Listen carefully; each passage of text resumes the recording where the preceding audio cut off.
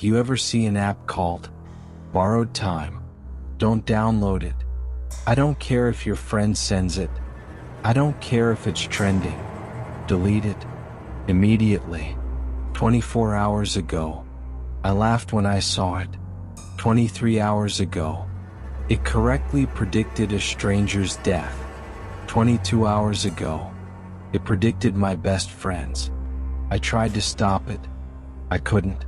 Now, there's less than 1 hour left on my countdown, and 5 minutes ago, the app sent me one final notification.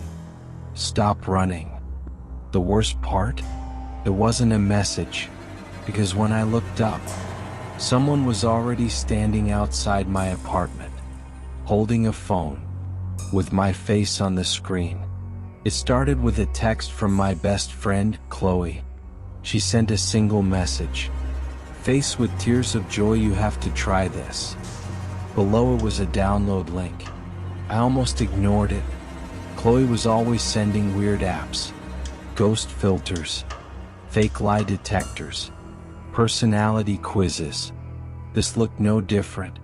The app was called Borrowed Time. The icon was completely black. No colors, no animation, just a white hourglass. Something about it felt wrong.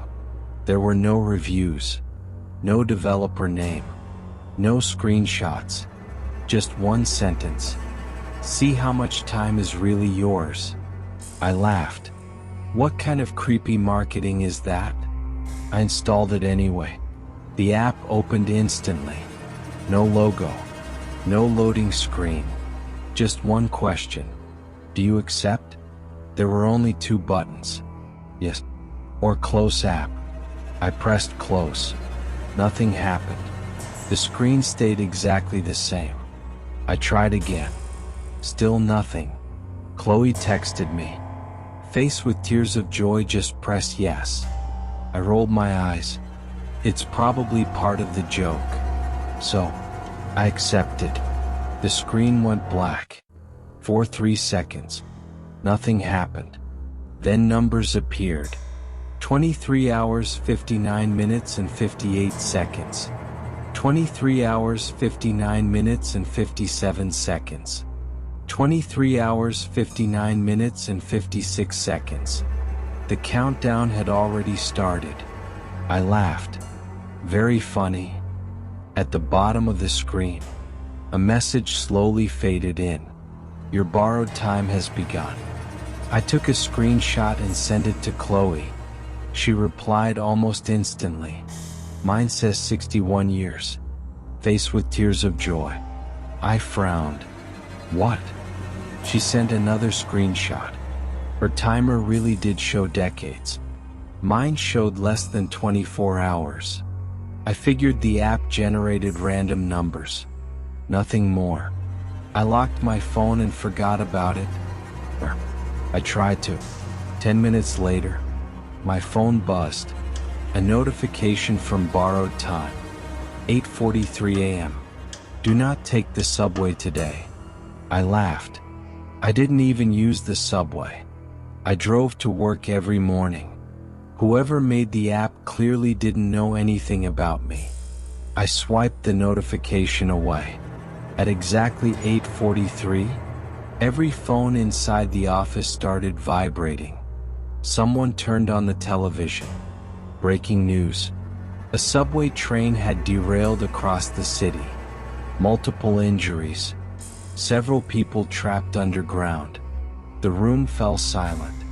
One of my coworkers looked at me. Weren't you supposed to meet a client downtown today? I nodded. I canceled yesterday. Without realizing it, I reached for my phone. The notification had disappeared, like it had never existed. A cold feeling settled in my stomach. Lucky guess. That was all. Had to be. Around lunchtime, another notification appeared. This time, it only contained one sentence. Don't let Chloe leave work early. I stared at the screen. No explanation. No countdown. Nothing else. I called her immediately. She answered on the second ring.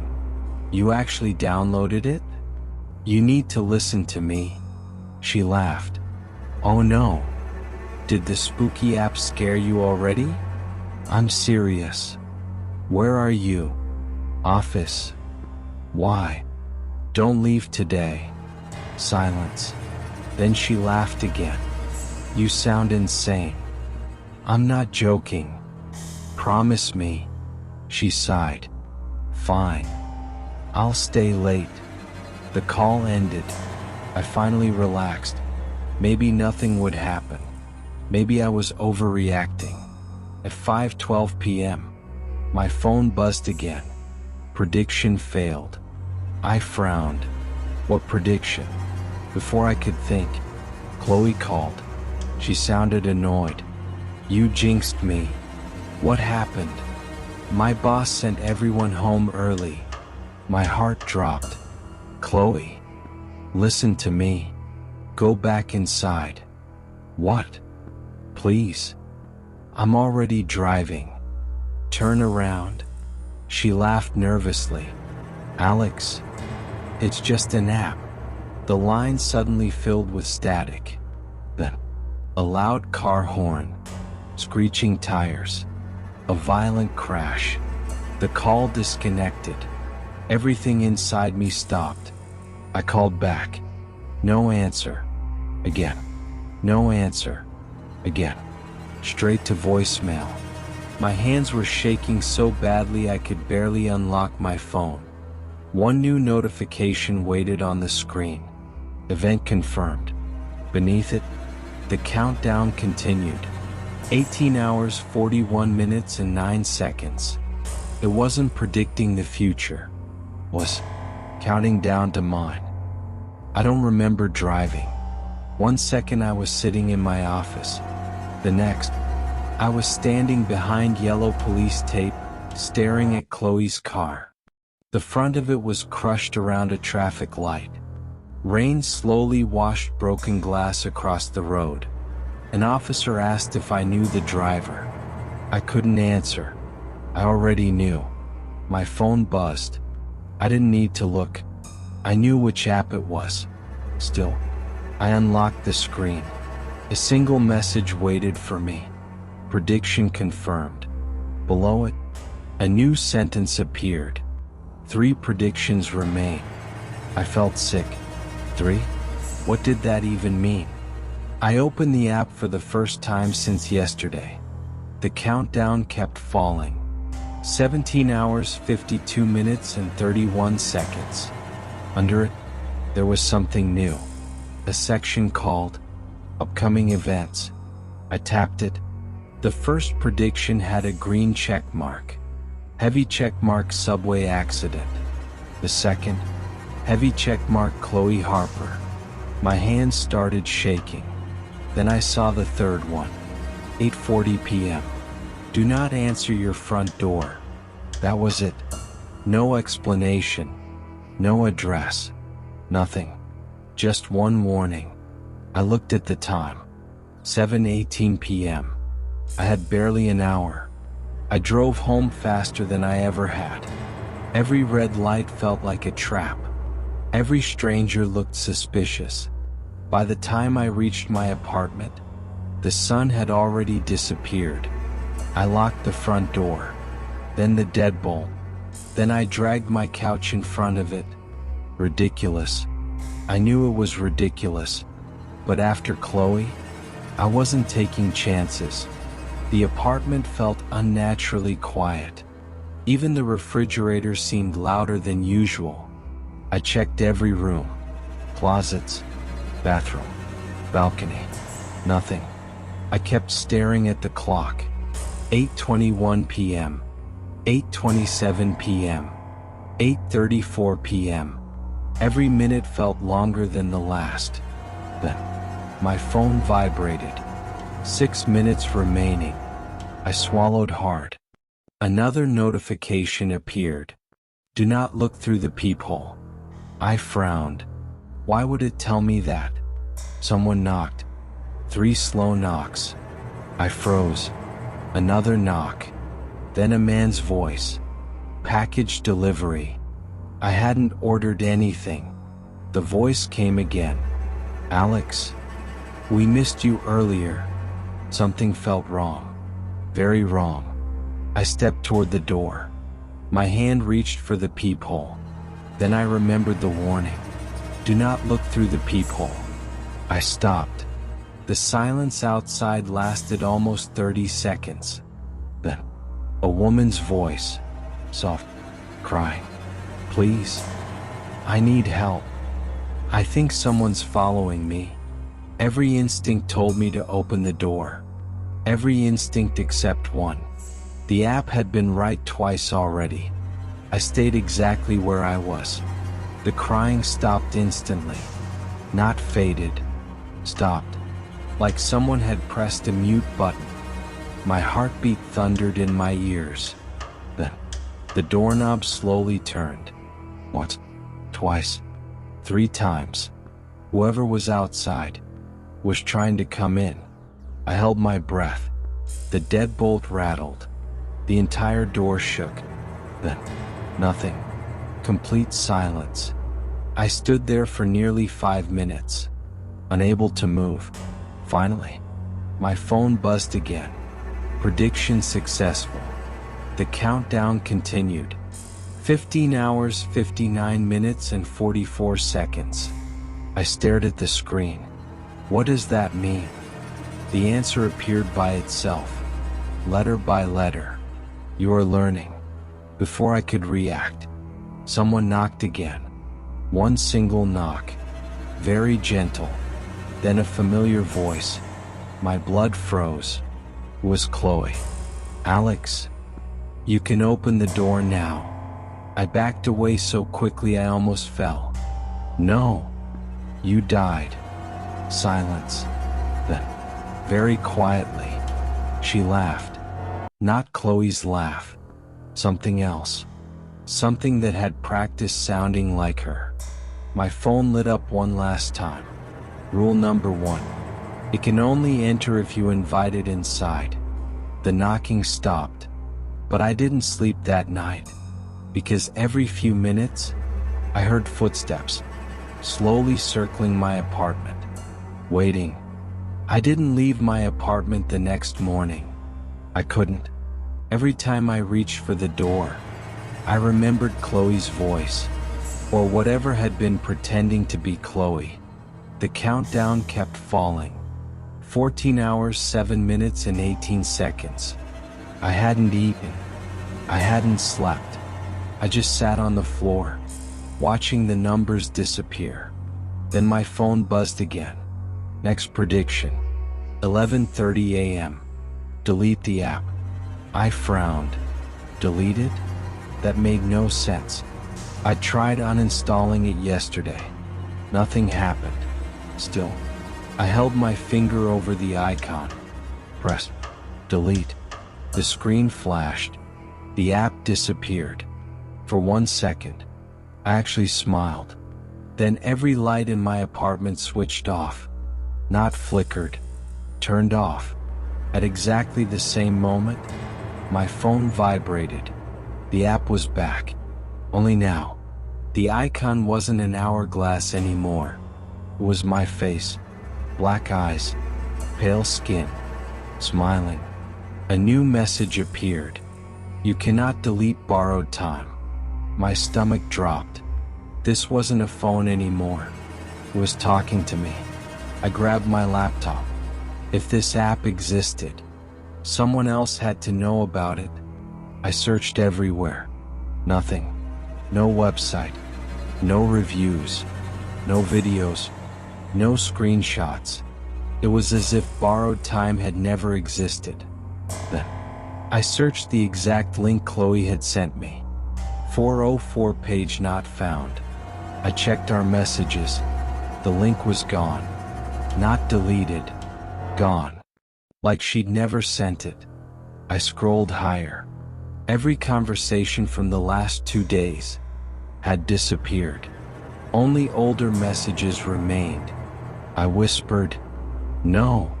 Someone or something was erasing its tracks. The countdown reached 12 hours 51 minutes and 3 seconds. Another notification appeared. Someone is using your face. Before I could understand it, my phone rang. It was Melissa. The moment I answered, she sounded confused. Alex, why did you leave my office? I never came. What? You were just here. You asked if anyone had seen Chloe. I've been home all day. Silence. Then she whispered, Alex, if that wasn't you, who was it? The call disconnected. A photo arrived seconds later. Office security footage. The timestamp was only 2 minutes old. A man stood in the lobby. Black hoodie. Hands in his pockets.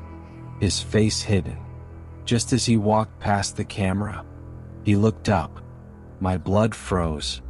Was me. Exactly me. Same haircut. Same beard. Same jacket. Even the small scar above my eyebrow. The only difference, he was smiling. I'd never smiled like that. My phone buzzed again. Rule number 2. It becomes stronger every time someone mistakes it for you. I couldn't breathe. Melissa had spoken to it. Maybe others had too. How many people had already seen it? I searched Chloe's apartment online. I needed answers. Anything.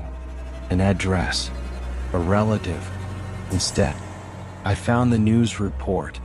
The accident. 1 fatality. Name withheld. Below the article, 1 comment caught my attention. This is the 3rd borrowed time death this year. I clicked it. User not found. Comment deleted. But I'd already read it. There had been others. This wasn't random. Almost immediately, another notification appeared. You're asking the right questions. The screen changed by itself. For the first time, the app showed a map. 1 location flashed in red. An abandoned phone repair shop. Across town. Pinned beneath it were 4 words. Find the first owner. I didn't hesitate. If someone had survived this, maybe they knew how to stop it. The repair shop had been closed for years. Dust covered everything. Broken phones filled cracked display cases. The silence felt heavy. I searched every shelf. Nothing. Then I noticed an old charging cable, still plugged into the wall. Impossible. The electricity had been cut long ago. Yet, a phone on the counter suddenly lit up. No battery. No charger connected. The screen came alive anyway. Borrowed time. The exact same app. Only this countdown had already reached midnight. A video started playing automatically. A frightened man appeared on the screen. He looked exhausted, like he hadn't slept for days. If you're watching this, you're already too late. I tried deleting it. I smashed every phone I owned. I even buried them.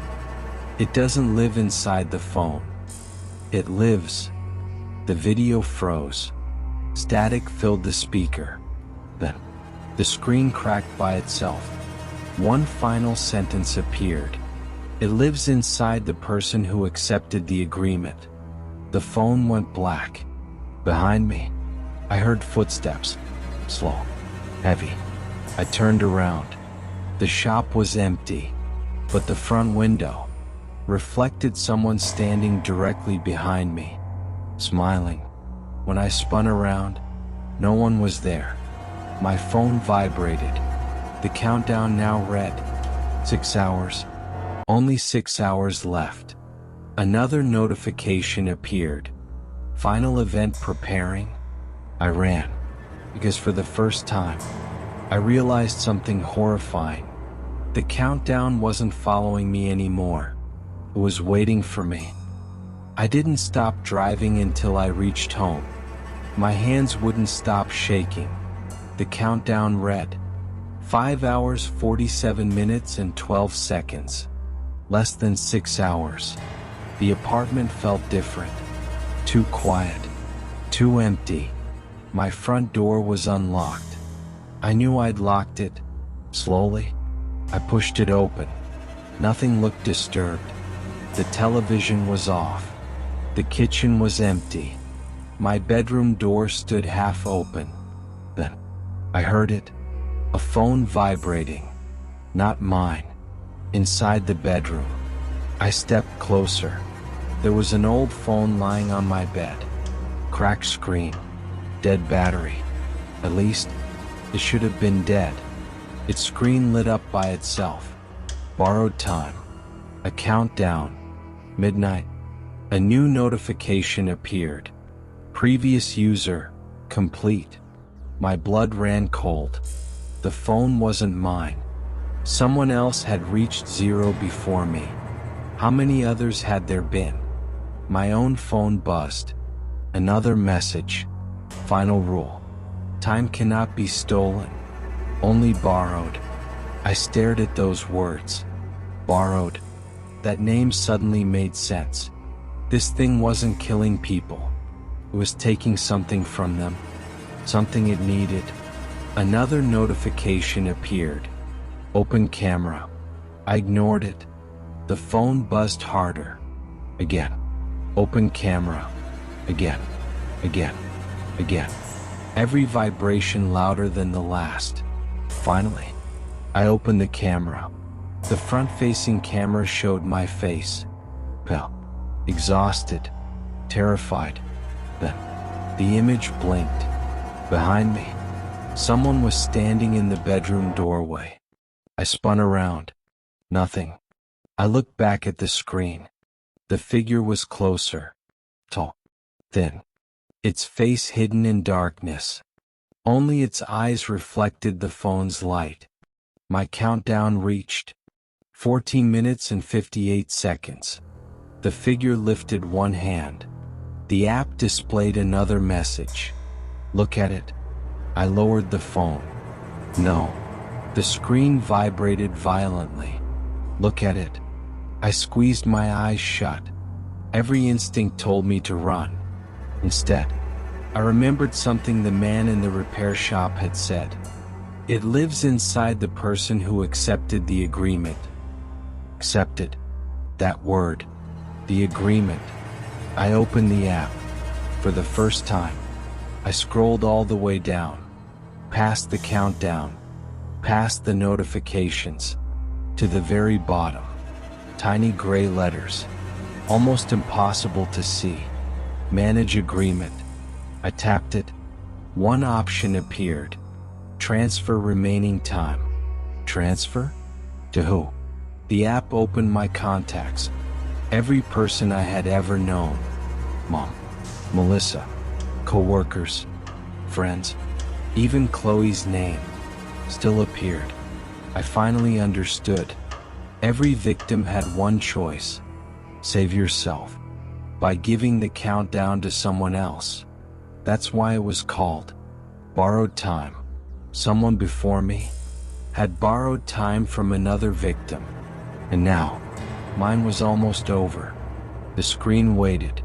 Select new user. My finger hovered over the names. Just one tap, and I'd live. Someone else would get 24 hours. Maybe they'd never understand what happened. Maybe they'd die believing it was just bad luck.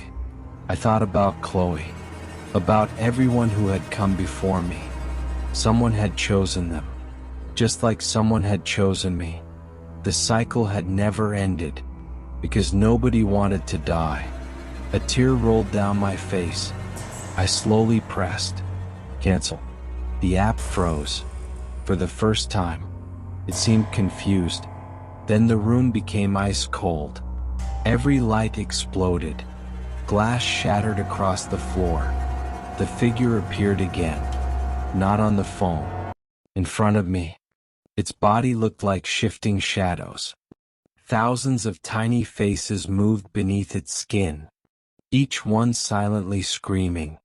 The app displayed one final message. Agreement refused. The countdown reached 10 seconds. The creature took one step closer. 9. Another. Its hand reached toward me. 7. I didn't move. 6. I closed my eyes. 5. I thought about my mom, about Chloe, about every person who never had a choice. 4. The phone became burning hot. 3. The screen cracked. 2. Every notification disappeared. 1. The countdown reached midnight. Silence. Complete silence. I opened my eyes. The apartment was empty. The creature was gone. My phone lay on the floor. Dark. Lifeless. I picked it up. Borrowed time had vanished. No app. No countdown. Nothing. I smiled. Maybe it was finally over. 3 weeks later, life slowly returned to normal. I visited my mom every Sunday. I quit my old job. I stopped ignoring phone calls. One rainy evening, a message appeared in my inbox. Unknown sender. No subject. Only one attachment. A screenshot. A black app. A white hourglass. Below it, one sentence. Alex, should I download this? It was from a number I didn't recognize, but I recognized the screenshot. Someone else had found borrowed time. For a long time, I stared at the message. Then, without replying, I deleted it. I don't know if they downloaded it. I don't know if they survived. But if you're hearing my story, and an app called Borrowed Time ever appears on your phone, don't be curious. Don't press yes. Because once you accept, the countdown doesn't decide when you die. It decides who dies after you.